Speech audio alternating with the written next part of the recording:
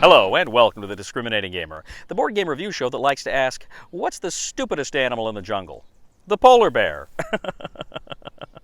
Ladies and gentlemen, speaking of jungles and family-friendly jokes, we're going to go ahead now and take a look at Disney Jungle Cruise Adventure from Ravensburger.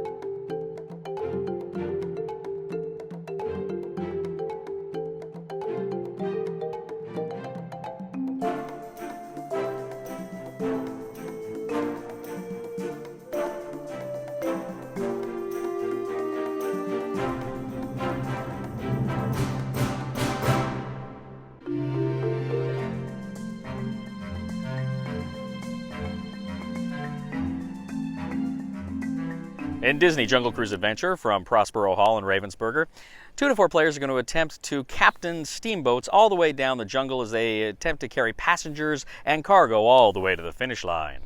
The game board is a map of the jungle and the river. You're going to have various outposts. You're going to have places for clue tokens. You're going to have places where people can dock and pick up cargo and lots of other kooky and fun things.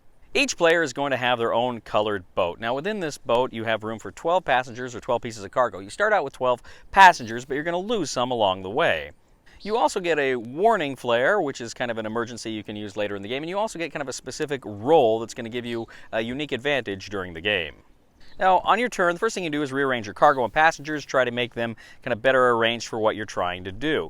Of course, you may not know what's coming up. Next, you're actually going to roll a die for speed. Now, this die only rolls 1 to 4, and you're going to go ahead and roll it and see how many spaces you can move along the river track. Now, if you land on a space that is not an outpost or a clue space, you can go ahead and pick up a kind of a lost and found token, and if there's room, you can put that in your boat. That may be cargo or some other kind of fun and interesting thing.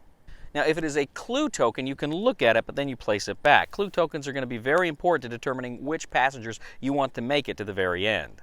Now, once you reach the headquarters or the finish line, you're going to go ahead and be able to take 1 tip on your turn. Now, that's important because there's a number of tip coins, so if somebody gets there early, they're going to have a chance to collect more tip coins than other people, and that translates into victory points at the end of the game. Now, what you're going to do is each turn you're also going to draw 4 navigation cards. Now, depending on the number of spaces you moved, you can discard the remaining number. So if you only move 2 spaces, you drew 4 cards, you can discard 2 of the cards. And the navigations are going to have hazards on them. And essentially, you're going to have 1 to 3 possible die rolls you're going to try to make in order to see if you are successful. So you roll that number of dice, and for every exclamation point mark you get, you actually lose a number of passengers or cargo in a specific section of the board. Now, you can mitigate the effects of one of those cards by flipping over your warning flare, but that's only a one-use thing, so you got to be careful with it. Now, whenever you draw one of the navigation cards, you also, before you roll on it, have to read the joke is on it, because of course the captain is supposed to be a funny guy. He tells a lot of jokes, so you got to read the joke. Everybody has a good laugh, and then you see whether or not somebody on your boat dies. As I say at the end of the game, when you reach the headquarters, you're going to want to have specific kinds of passengers, because different passengers have different symbols on them. And those different symbols will correspond to symbols at the headquarters, and you're going to want to have passengers that correspond to that because they're going to be the caretakers. You're going to get more points for them. So when you look at the clue tokens, you're going to learn which passengers are not going to be at the headquarters, so you know that they're the ones that are probably better to get rid of before you actually get to the headquarters. Now, when you get there, the caretakers, that are the people with a matching symbol that was found at the headquarters, they're going to be worth 5 points. Other passengers will be worth 3 points. Each set of 3 different types of cargo is worth 10 points, and each set of 2 different types of cargo is worth 4 points. Every other cargo that you just have, not part of a set, that's going to only be worth 1 point. And then each tip you've gained, meaning if you were there first or second and you grab a tip token, then you gain those number of points. Whoever has scored the most points wins Disney Jungle Cruise Adventure. So, Disney Jungle Cruise Adventure. Prospero Hall and Ravensburger have been knocking it out of the park. Loved Disney Villainous.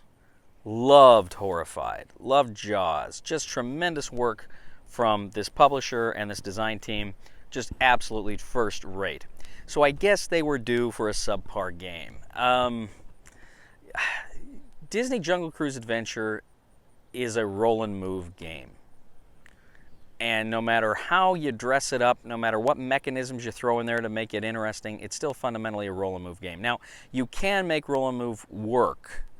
The one Warhammer Lord of the Rings game, the Middle-earth Quest or whatever, that came out about a year or two ago, that was a roll and move game that actually worked. I thought it was pretty interesting and fun. It was a that game, and I liked it because it was take down. It was mean, and I really liked that one.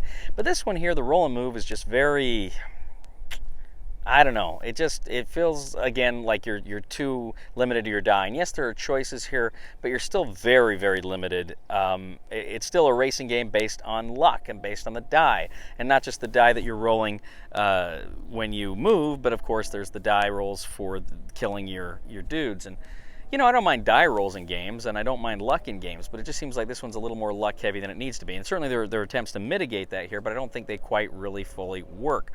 I was just, you know, I could see little kids enjoying this game. I could see young people enjoying this game. Maybe people kind of reluctantly entering the world of board gaming. This may be something they enjoy, but you know, it's just, to me, it's still very stale. It's just not too fun. And frankly, I was playing it with my friends, and we just none of us were particularly impressed, and we all had high hopes because it was this team.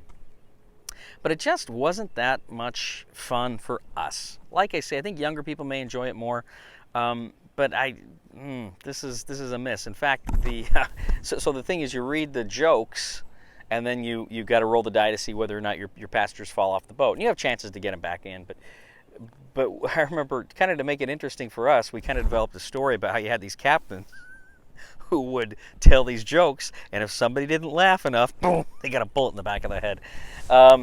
So it was the only way we could kind of make it fun for us. This is not a game I would play again, and it's not a game I would recommend to experienced gamers. Again, younger people might enjoy it. People kind of new to the hobby might enjoy it. So I'm going to give it a try it before you buy it, with that caveat. Thank you once again for joining us today on The Discriminating Gamer. As always, we ask you to please leave a comment for us on YouTube, on Board Game Geek, on our Facebook page, or on thediscriminatinggamer.com. We ask you to please like us on Facebook, subscribe to us on YouTube, and follow us on Twitter. We are The Discriminating Gamer. And true story, ladies and gentlemen, I actually once got lost in the Amazon jungle.